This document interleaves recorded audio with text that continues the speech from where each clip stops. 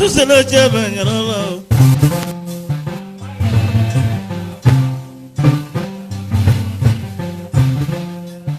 Diakite Broulaye baroka eji nna janyo ndovie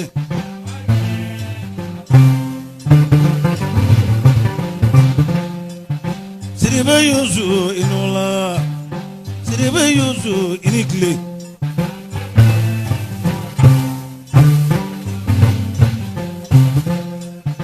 Parega punyara shagijalo Suta kwa mawani dongoje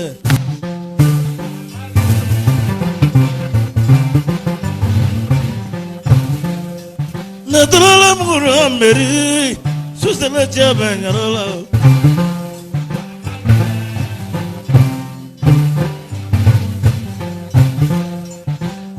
Ni bulate anula wasala do baro dale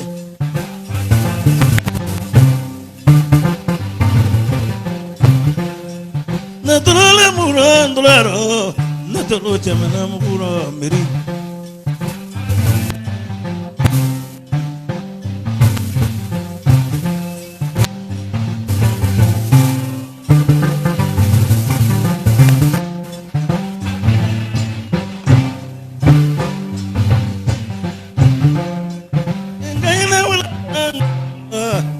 Broulaye go kababu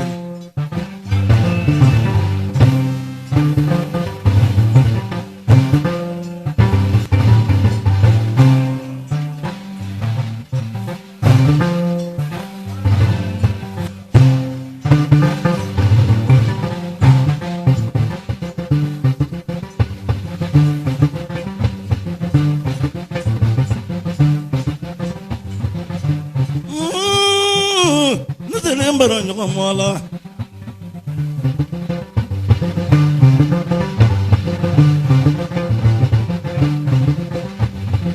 Namaninda ka benela tununga te kilekele ndani ya bwana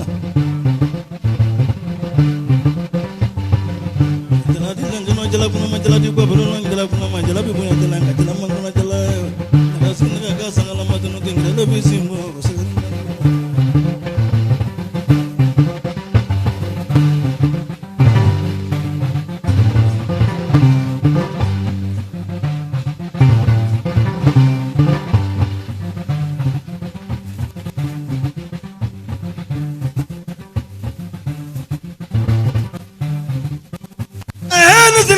Bata Broulaye wala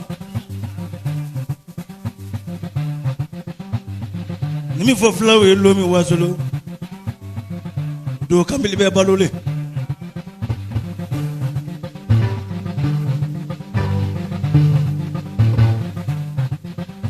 Kambil dunso kambil salam flaganji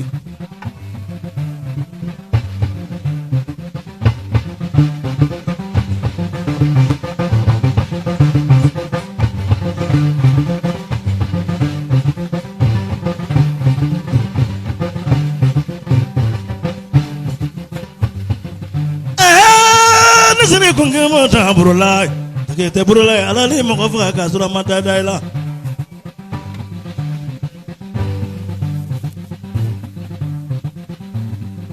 Vladi mo nani jalo ni Diakite siri beni sangare bu trupu bo fla masaja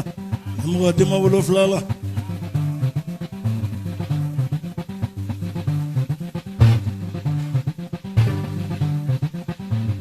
Majimini mo mena wara fa ba kwai Afali bema kulanja nye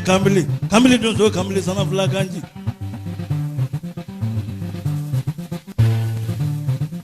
Broulaye Diakite Wandi kiti mema sabla kurai Wandi kiti isra Ani sama wedo nyona ani manu wedo ke Zara zara mani ndeso ngumini mblem fana sumana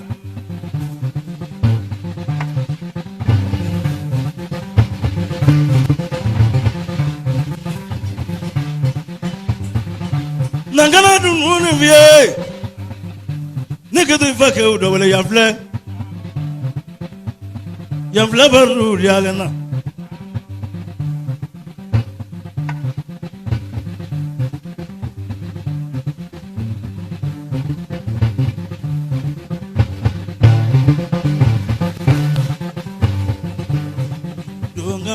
wele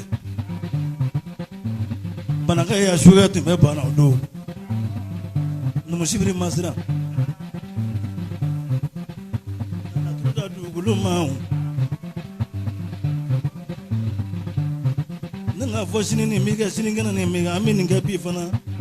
wele nata ni yeklegwe nata do so mai nota do wasu no ni bige onu musibiri be mi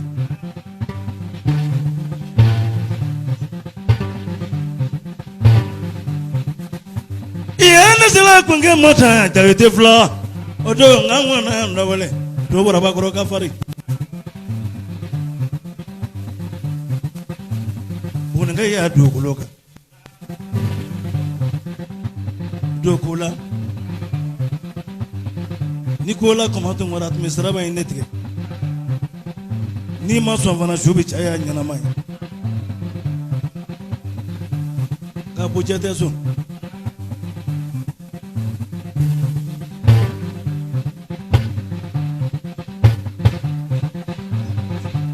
sila ngwana mota Diakite fla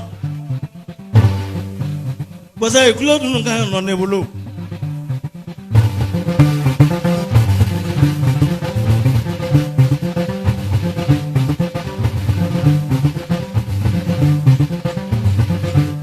jalabe ngela kuma jalabe ko bulu jala kuma jala bomma jala ni jala manguna jala iya nasala ngonga maburo la yeta na kiwele bala itira zo jamula bisoto mozo mona e mozo desra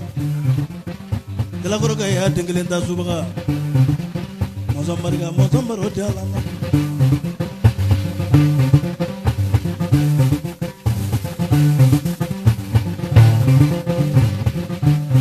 na kala dunu ni vie ko doge ngunga no le bagari jata strana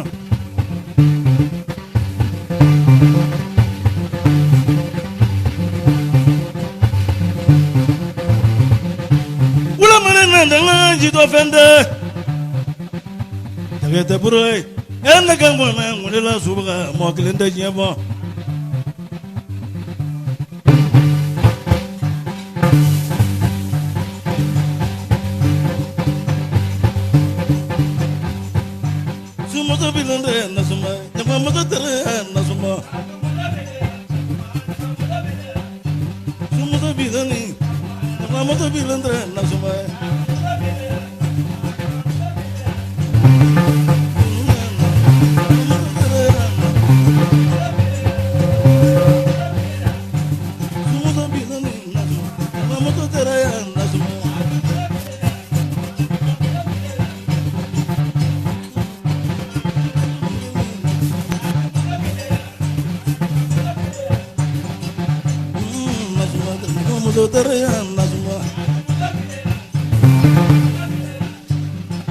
Broulaye ita kelin nakani ndiriye masa Broulaye inisu nangamo bilani nasuma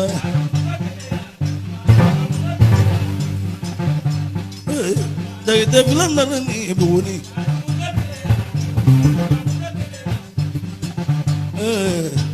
nandi nani ndiriye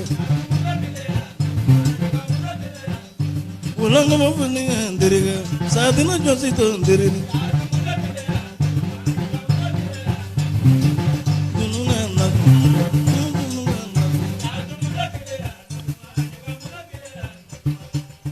ambe nyamana Sekou